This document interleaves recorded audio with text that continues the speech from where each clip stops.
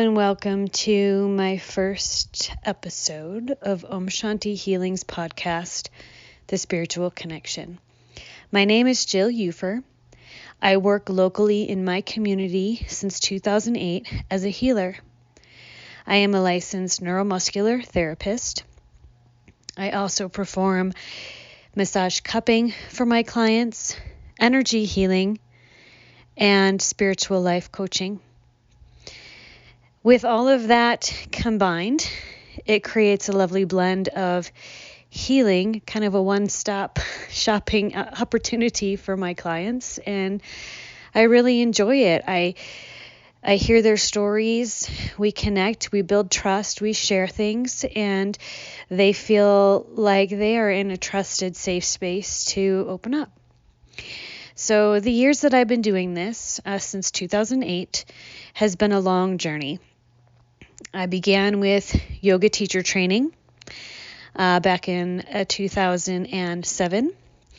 After that, that's when I began my business. So after teaching yoga for several years, I developed this deeper sense of awareness and connectedness to not only my energy and my body and mind, but also my students.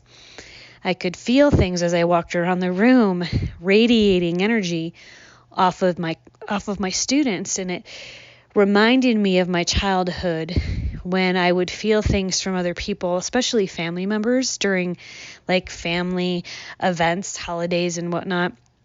I remember at my grandma's house, everybody would pile up in the basement for Christmas, and it would be high energy. There'd be presents everywhere and the fireplace going and loud Christmas music playing and everybody feasting, and I would be up in their lounge room by myself because I just couldn't handle all of that energy bouncing around.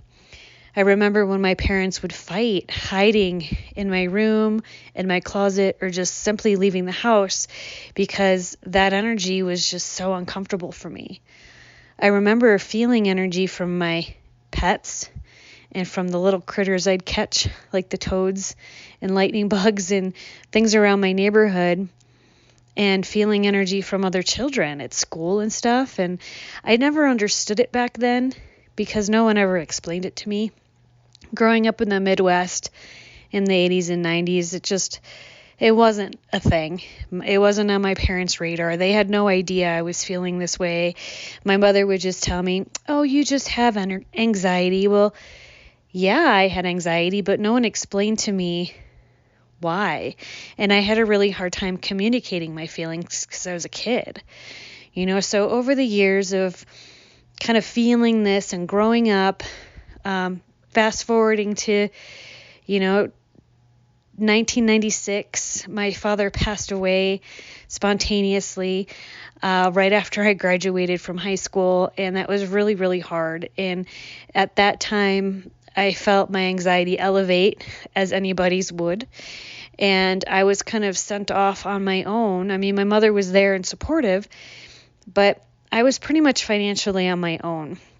So I did my best to put myself through a couple of years of college while having a full-time job, paying rent, and a car payment. So that was not sustainable for the long term. But during that time when I was in college, I had these hits of like a voice that was in my head, and I didn't know what it was, but it was telling me to get into massage and telling me to do healing work, and I needed to put my hands on people. And I had these visions of me like putting my hands on people, like not always in a deep tissue kind of scenario, but more like a hovering hands kind of scenario. And I could see myself doing this on others, and I just didn't understand at all what any of that meant. That was like when I was 19, in my early 20s. Fast forward again to moving to Colorado in 2002, rekindling an old flame and getting married and having a family. Being pregnant with my first child was very hard. I was really sick and I puked a lot, and he was working, my husband was working all day, so I was pretty much on my own. And then I had my second child, which was a very traumatic birth. She was preemie, 28 weeks, born at 2.9 pounds. That was a really hard time. Between the two babies and me being a stay-at-home mom and just constantly pouring out and not really receiving, it burnt me out, and I just felt like I had completely lost myself. So at that time, I needed something more, and that's when I got certified to teach yoga and began teaching at a gym in town where I could have childcare for the kids. And it was more of like a night job, and then I worked on weekends, but it gave me like validity. It gave me experience out in the world, and I made friends. I built a network. I built rapport. I got to show up in the world like serving others, and that felt really good. And that's when I started to really feel like that understanding of when I was a kid, because I was starting to put words to the feelings. Like I wasn't broken. There wasn't something wrong with me. I was just feeling things and sensing things and seeing things and hearing things. And it was finally through yoga and going through that training and learning to meditate and learning to really connect with my energy that I began to understand who I was and that I had gifts.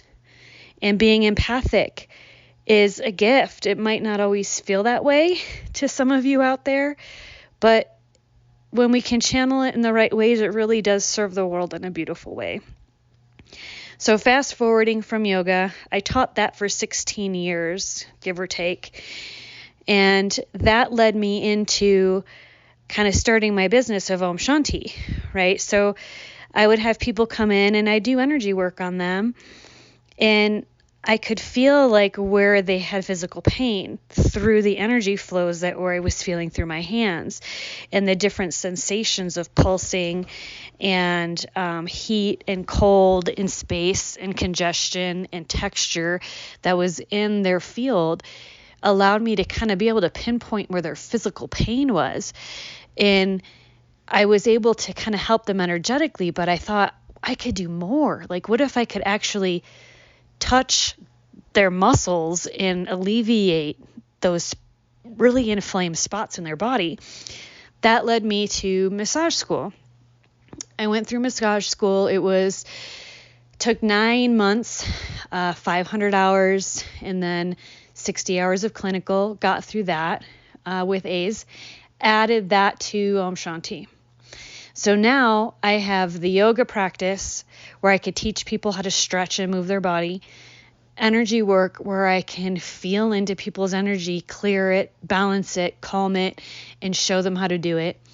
And now massage therapy where I learned neuromuscular techniques, trigger point, and chronic pain relief that has evolved tenfold throughout my many, many years of doing this. So now I felt, oh, wow, this is awesome. I can help people on a physical level with their tissues and on an energetic level and teach them how to stretch and balance and strengthen their bodies. But as an entrepreneur, all of you that know that there's a constant evolution, right? There is not a stagnation. And if there becomes a stagnation in your business, it kind of makes you mental and you get anxious. At least for me, I always want to be learning and growing and building and evolving. So a couple years into massage, I started to get interested in cupping. I had seen a friend of mine that had done cupping on me, and it had like miraculous shifts in my shoulder tightness and my repetitive movement stuff from doing deep tissue work really helped me. So I then went into certification for that and got cupping certified and brought that into the business where I could add that into my regimen of pulling tissues apart and creating a suction to open up pathways of healing underneath and in between trigger points that I then released through tissue work. So it was just a beautiful addition and blend to the healing work I was already doing. Years forward from there, I had a moment where I was like, I see my clients, they come in, they talk to me on the table. They share their feelings. They tell me deeply intimate, personal stuff about their lives and their struggles in relationships, in career, raising their kids, with their spirituality, issues with money, ways they feel like stuck, and it's stuff that's really hard for them. This had triggered something in my mind of how can I address this issue for my clients and add more healing and more help to my client base. That led me into health and life coaching, which that was another 10-month program, certified, and finished that. In between that time, I had a downward kind of spiral that we will talk about in another episode. But I had that training, and it was hard and it was intense, but I got through it. Moving forward, spiritual coaching was my next certification. I like the health and life coaching, yes, but the spiritual part of it was really what was tugging on my heart, and really felt right for what I was already really doing on a day-to-day with my clients. So spiritual coaching certified came about, and I'm kind of riding that wave now of combining all of these things. So coaching can happen on Zoom if you're not local. Some of my clients enjoy getting coached while I'm massaging them and while I'm doing body work on them. We kind of combine the session into one time on the table with coaching added in, which is kind of cool for my clients that are local that want that. We do that. And it's like a great multitasking day, moment for them, and they enjoy it and they get a lot out of it. For my non-local coaching clients, I see them through Zoom typically. So that has evolved over time into this desire to share to the masses, right? I was in this little niche of my local folks, but how can I really express what I know and what I feel to outside my community? So here's my podcast, and this is my very first one, and I really appreciate you all being here.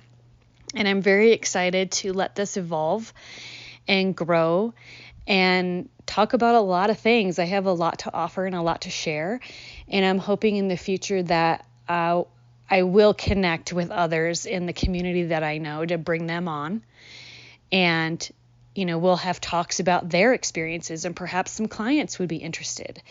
We'll just have to see. But for right now, for first episode, this is kind of my intro just to kind of share.